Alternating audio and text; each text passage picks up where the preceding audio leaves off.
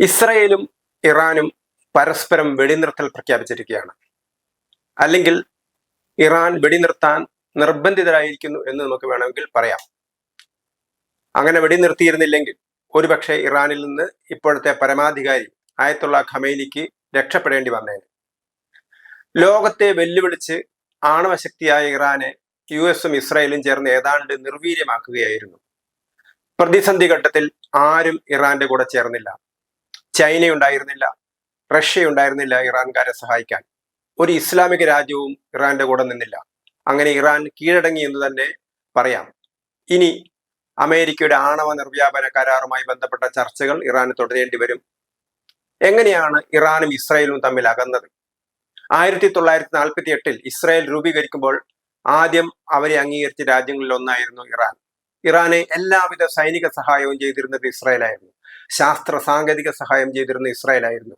US ആയിരുന്നു ഇറാന്റെ മറ്റൊരു സഖ്യകക്ഷി. എങ്ങനെയാണ് ഇസ്രായേൽ ഇറാനും തമ്മിൽ അകലുന്നത്? അകലുക മാത്രമല്ല, അവർ ബദ്ധശത്രുക്കളായിരുന്നു. 1978 ഇറാനിൽ ഇസ്ലാമിക തീവ്രവാദം തലപൊക്കുന്നത്. അതുവരെ ഏതൊരു പാശ്ചാത്യ രാജ്യത്തെക്കാളും പരിഷ്കൃതമായിരുന്നു ഇറാൻ. വിദ്യാസമ്പന്നരായിരുന്നു അവർ. നൂറ്റാണ്ടുകളുടെ സാംസ്കാരിക പാരമ്പര്യം ഇറാന് കൈമുതലുണ്ടായിരുന്നു. ലോകത്തിൽ ഏത് പാശ്ചാത്യ രാജ്യങ്ങളെക്കാളും മോഡേൺ ആയിരുന്നു ഇറാനിലെ സ്ത്രീകൾ. ഇറാനിലെ സിനിമകളാകട്ടെ ലോകത്ത് പേര് കേട്ടതും. 78 ഇറാനിൽ കലാപം തലപൊക്കി തുടങ്ങി. 1978 മാർച്ച് 13 ഇറാനിലെ രാജാവ് ഷാ റിസ പഹലവിയുടെ വസതിയിലേക്ക് 2 ഇസ്രായേൽ പ്രമുഖർ കടന്നു ചെല്ലുന്നത്. ഒന്ന് ഇറാനിലെ ഇസ്രായേൽ അംബാസഡർ ഉറി ലുബ്രാനി, രണ്ടാമത്തേത് മൊസാദിന്റെ ഇറാനിലെ ചീഫ് റുബൻ മൊർഹാവും. മൊസാദിലെ പ്രമുഖൻ അവിടെ ചെന്നത്, അല്ലെങ്കിൽ ഇറാന്റെ ഇസ്രായേൽ അംബാസഡർ ചെന്നത് ഷാ ഭരണകൂടത്തിനെതിരായി നടക്കുന്ന നീക്കങ്ങളെ കുറിച്ച് പറയാനാണ്. പക്ഷെ ഈ വിഷയങ്ങളെ കുറിച്ചൊന്നും ഷായ്ക്ക് അറിവുണ്ടായിരുന്നില്ല. ഇറാൻ മുങ്ങുകയാണെന്ന കാര്യം ഇസ്രായേലുകൾ ഷായെ അറിയിക്കുകയായിരുന്നു. ഫ്രാൻസിനേക്കാൾ ഇറാൻ പുരോഗമിക്കണമെന്ന് ആഗ്രഹിച്ച ആളായിരുന്നു ഷാ റിസ പഹലവി. എന്നാൽ അടിയിൽ നടക്കുന്ന രഹസ്യ പ്രവർത്തനത്തെക്കുറിച്ച് ഷാ ജാഗരൂകനായിരുന്നില്ല. 1953 ഷാ ഇറാനിൽ വീണ്ടും അധികാരത്തിലേക്ക് തിരിച്ചു വരുന്നത്. എന്നാൽ അദ്ദേഹം ഏകാധിപതിയായിരുന്നു. 1/4 നൂറ്റാണ്ടായി അധികാരത്തിൽ കഴിയുകയായിരുന്നു. ആ ഇറാനിലെ ഷായെ മാറ്റാൻ ചിലർ തീരുമാനിച്ചുറച്ചിരുന്നു. അത് ഷിയ പുരോഹിതനായ റുഹുള്ള ഖൊമൈനിയായിരുന്നു. പ്രവാചകൻ മുഹമ്മദിന്റെ പിൻഗാമി എന്ന് അവകാശപ്പെടുന്ന ആളായിരുന്നു അവരുടെ പരമ്പര. 1962 ഖൊമൈനി സജീവമായി ഇറാനിൽ രംഗത്ത് വരുന്നത്. അദ്ദേഹം പറഞ്ഞത് ഇസ്ലാമാണ് പരിഹാരം എന്നതായിരുന്നു. അതായിരുന്നു ഖൊമൈനിയുടെ മുദ്രാവാക്യം. സൂക്തങ്ങൾ ഉരുവിട്ട് ചൊല്ലി ഖൊമൈനി ജനങ്ങളുടെ മനസ്സിൽ പതുക്കെ പതുക്കെ കടക്കാൻ തുടങ്ങി. ഖൊമൈനി ഷായ്ക്കെതിരെ ജനങ്ങളെ ഇളക്കിവിടാൻ തുടങ്ങി. ഇതോടെ 1964 ഷാ ഖൊമൈനിയെ നാട് കടത്തുകയായിരുന്നു. നാട് കടത്തപ്പെട്ട ഖൊമൈനി ആദ്യം തുർക്കിയിലേക്കാണ് പോയത്, പിന്നീട് ഇറാഖിൽ, ഒടുവിൽ ഫ്രാൻസിലെത്തി.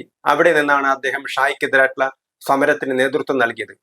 1978 ഇറാനിലേക്ക് 6 ലക്ഷം കാസറ്റുകളാണ് ഖൊമൈനി അയച്ചു കൊടുത്തത്. എല്ലാം ഖൊമൈനിയുടെ പ്രസംഗങ്ങൾ.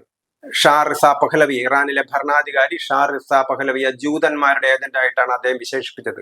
ഷായെ അദ്ദേഹം അമേരിക്കയുടെ വിഷസർപ്പമായി കണക്കാക്കി. അവന്റെ തല ചല്ലിച്ചതക്കണമെന്ന് ഖൊമൈനി ആഹ്വാനം ചെയ്തു. ഇറാനിലെ ഭരണാധികാരി ഷായ്ക്ക് ആ സമയത്ത് ക്യാൻസർ പിടിപെട്ടു. ഖൊമൈനി അനുകൂലികൾ ഈ സമയത്ത് ശക്തമാവുകയായിരുന്നു. ഇത്രയധികം ശിഥിലീകരണം ഉണ്ടാകുമെന്ന് US-ഉം ഇസ്രായേലും പോലും കരുതിയിരുന്നില്ല. ഷായ്ക്ക് പ്രതിപക്ഷത്തെ അടിച്ചമർത്താനാകുമെന്ന് അവർ കരുതി.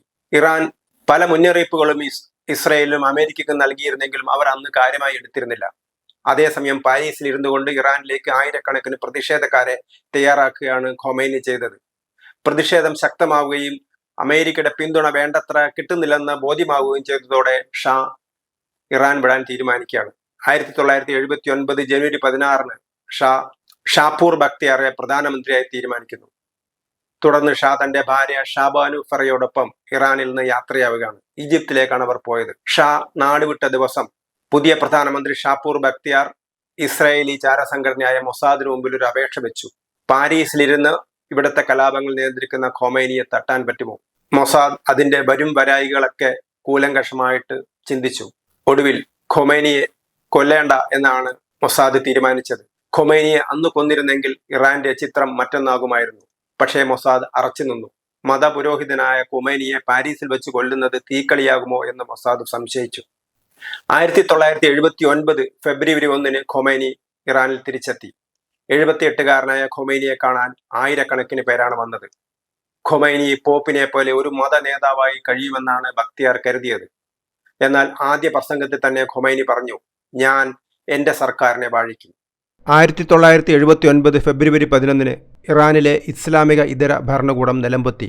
പ്രധാനമന്ത്രി ബക്തിയാർ ഒളിവിൽ പോയി പാരീസിലേക്ക് എത്തുകയായിരുന്നു. എന്നാൽ 1991 അദ്ദേഹം പാരീസിൽ വെച്ച് കൊല്ലപ്പെടുകയും ചെയ്തു. അതുവരെ ഇറാനികൾ അനുഭവിച്ചിരുന്ന സ്വാതന്ത്ര്യം മുഴുവൻ പോയി. ഹിജാബ് നിർബന്ധിതമാക്കി.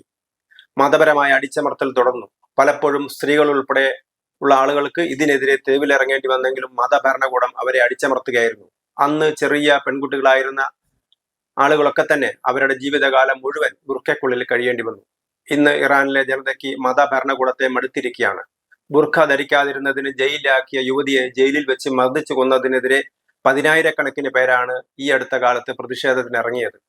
എന്നാൽ അതൊരു ഭരണമാറ്റത്തിൽ കലാശിച്ചില്ല.